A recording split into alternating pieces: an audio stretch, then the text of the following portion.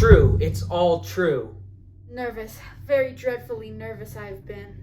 And still am. But why should you say that I am mad? It is not madness at all. This disease has sharpened my senses. Not dulled them. Not weaken them. Not subdued them in the slightest. Above all, my sense of hearing became acute. So how then? Am I mad? I am not. Observe how calmly. How logically I can tell you the whole story. It is impossible to say how the idea first entered my brain, but once conceived, it haunted me. Day And night. Object? There was none. Passion. There was none. the old man had never wronged me. Never insulted me. I didn't care about his gold and money. It was his eye. A pale blue eye with a thick film over it. Whenever that eye fell upon me, my blood ran cold. Very gradually, very calmly, I made up my mind to take the life of the old man. And rid myself of that eye forever. Now, at this point, you think I am mad. But see how wisely I proceeded. How cautiously. I was more clever than anyone should have the right to be. I was never kinder to the old man than during the week before I killed him. And every night, about midnight, I turned the latch of his bedroom door. And oh so gently, opened the door far enough to put my head inside. I would reach in with a dark lantern. Then I thrust in my head. I moved it, slowly, Very, very slowly. so that I would not disturb the old man's sleep. It took me an hour to place my whole head within the opening, so far that I could see him as he lay asleep in his bed. Would a madman be so wise as this? Then I undid the lantern, carefully. Cautiously, for the hinges creaked. A deafening creak. I undid it, just so a single thin ray of light fell upon that vulturous eye. And this I did every night for 7 long nights. I found it was always closed, making it impossible to do the deed. For it was not the old man that vexed me. It was his evil eye. That eye. Each morning, I spoke courageously to him. And I inquired how he had passed the night. So you see, he would have had to have been a very profound old man to suspect that every night Just at 12. I looked in upon him while he slept. Upon the 8th night, I was more than usually cautious in opening the door. Never before that night had I felt the extent of my own power. the power of my own sanity. I could barely contain my feelings of triumph. To think that there I was, opening the door. Little by little. Could not even dream about my secret deeds or thoughts. I almost chuckled at the idea. Perhaps he heard me, for he moved on the bed suddenly, as if startled. Now you may think that I drew back. But no. His room was as black as pitch, so I knew he could not see the opening of the door. I kept pushing on it, steadily. Steadily. I had my head in and was about to open the lantern when my thumb slipped on the tin fastening. The old man sprang up in his bed and cried out, Who's there? I kept quite still and said nothing. For a whole hour, I did not move. Not a muscle. Not a blink. But during the time, I did not hear him lie down. He was still sitting up in the bed, listening. listening and looking just as I had done night after night. Then I heard a slight groan. There's a low, stifled sound that arises from the bottom of the soul. I knew it was the groan of mortal terror. I say I knew it well. Many a night, it has welled up from my own body. I knew what the old man felt.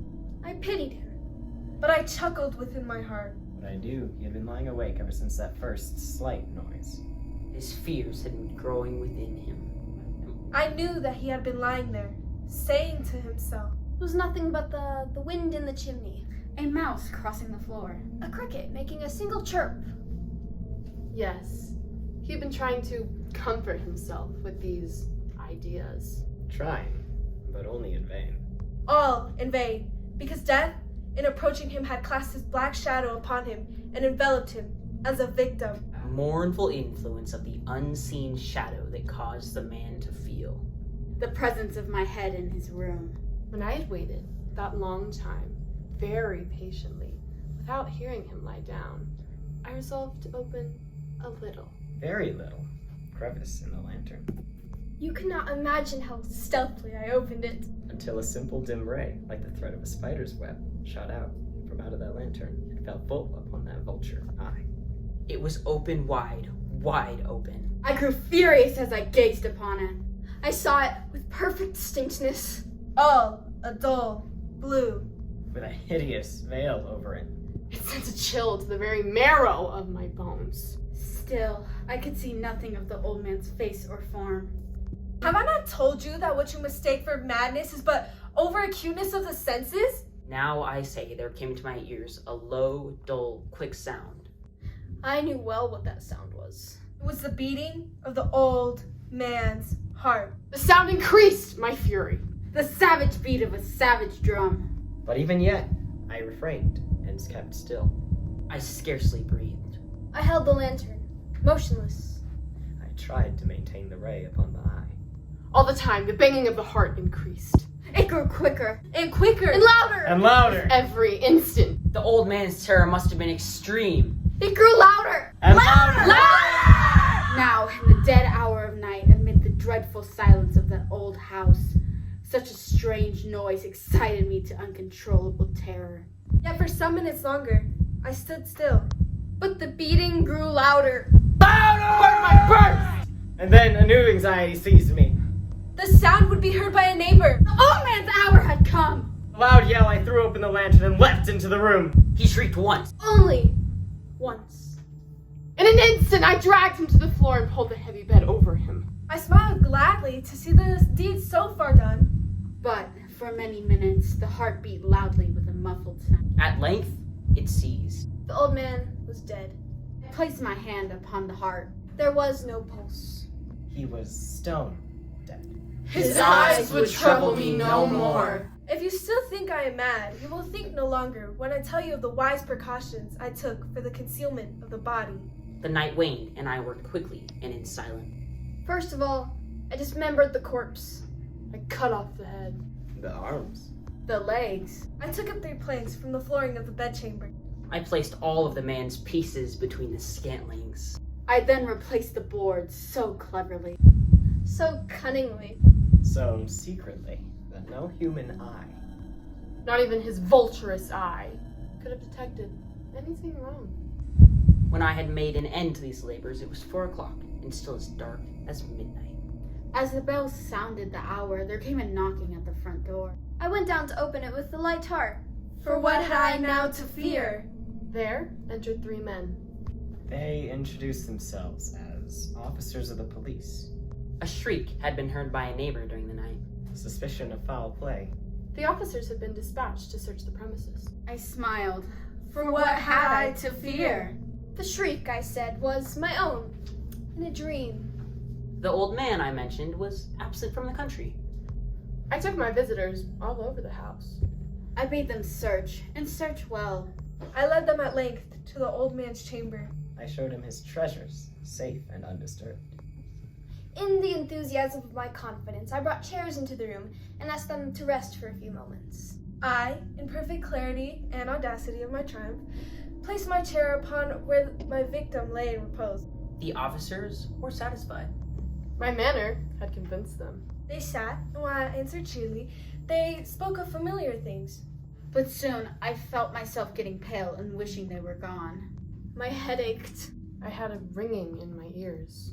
But still they sat and chatted. The ringing became more distinct. I talked more freely to get rid of the feeling. But it continued on. At length, I found the noise was not within my ears. I grew very, very pale. But I talked more freely with a heightened voice. Yet the noise increased. And what could I do?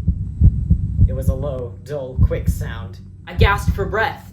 And yet the officers did not hear it. I talked more quickly. But the noise steadily increased. I arose and argued about trifles.